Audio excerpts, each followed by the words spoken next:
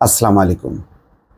দলের সিদ্ধান্ত হলো যে উপজেলা নির্বাচন বর্জন, সকল ধাপের নির্বাচনই বর্জন। কিন্তু খবরে এসছে যে বিএনপির ৪৫ জনের বড় অংশই ভোটে থাকছেন। তার মানে দলের যেই সিদ্ধান্ত, সেই সিদ্ধান্তটা একেবারে যে কঠিনভাবে তৃণমূল পর্যায়ের নেতারা মানছেন, সেটি কিন্তু বাস্তবে হচ্ছে না। এখানে বলা হচ্ছে বিএনপি নির্বাচন বর্জনের সিদ্ধান্ত নিলেও দলের যারা মনোনয়নপত্র জমা দিয়েছেন তাদের একটি উল্লেখযোগ্য অংশ প্রথম ধাপের উপজেলা পরিষদের ভোটে থাকছেন, তবে প্রার্থী হওয়া বিএনপি নেতাদের একটি অংশ শেষ পর্যন্ত ভোটে থাকবেন কিনা প্রত্যাহার করবেন এই নিয়ে তাদের অনেকে এখনো দোলাচালে রয়েছেন। আবার কেউ কেউ মনোনয়নপত্র প্রত্যাহারের শেষ দিন আগামীকাল পর্যন্ত সময় নিতে চাইছেন। গতকাল শনিবার বিএনপির অন্তত 25 জন প্রার্থীর সঙ্গে কথা বলেও যোগাযোগ করে এই তথ্য জানা গেছে। তাদের অনেকে বলছেন ভোটে তাদের ভালো করার যথেষ্ট সম্ভাবনা আছে। এটা সত্য যে আওয়ামী লীগের যেহেতু একাধিক প্রার্থী এবং দলীয় কোন্দল, সেই কোন্দলের ফাঁকে বিএনপির দলগতভাবে না হলেও বিএনপি যারা তাদেররা তো চিহ্নিত এলাকায় যে তারা বিএনপি, সুতরাং তারা যদি ভোটে দাঁড়ায় একটা নেগেটিভ ভোট আওয়ামী লীগ বিরোধী, সেই ভোটটা আসবে। আর দলীয় ভোট তো আছেই, ভালো করার সম্ভাবনা আছে। কিন্তু তারপরেও জাতীয় ইস্যুটা হচ্ছে যে দলীয় সরকারের অধীনে নির্বাচন সুষ্ঠু হয় না, সুতরাং এটা বর্জন করতে হবে।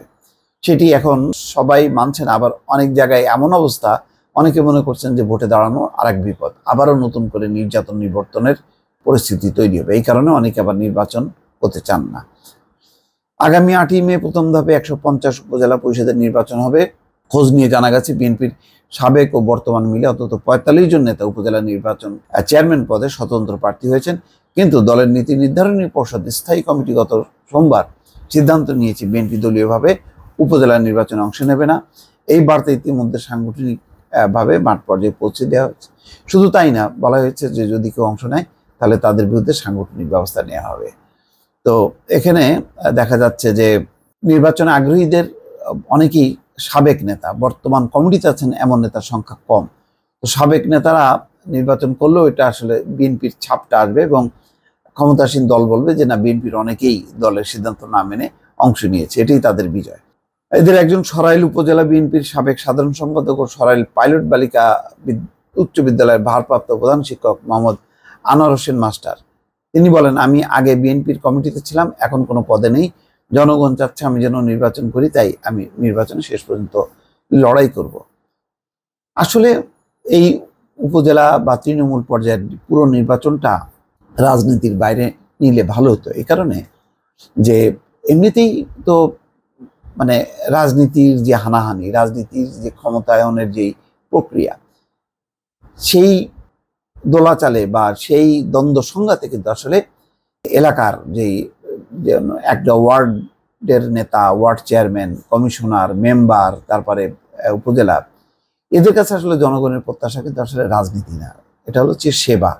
যেমন আমি যে ওয়ার্ডে থাকি, এখানে একজন রাজনীতিককে আমি পছন্দ করব নাকি একজন সেবক যিনি ওয়ার্ডের রাস্তাঘাট, ময়লা, তারপরে পরিবেশ, এগুলো নিয়ে ব্যস্ত থাকবেন। আমি অবশ্যই রাজনীতির চেয়ে আমি ওটাকেই প্রাধান্য দেব, যিনি এই এলাকার মানে রাস্তাঘাট, পরিবেশ, আবর্জনা দূর করা, এগুলিতে বেশি মনোনিবেশ করবে। অর্থাৎ জনগণ সেবাও চায়, শুধু রাজনীতির পাশাপাশি সেবাও চায়। তো সেটাকে একদম উন্মুক্ত করে দেওয়া উচিত ছিল, এখানে রাজনীতিটা প্রবেশ করতে দেওয়া উচিত হয়নি।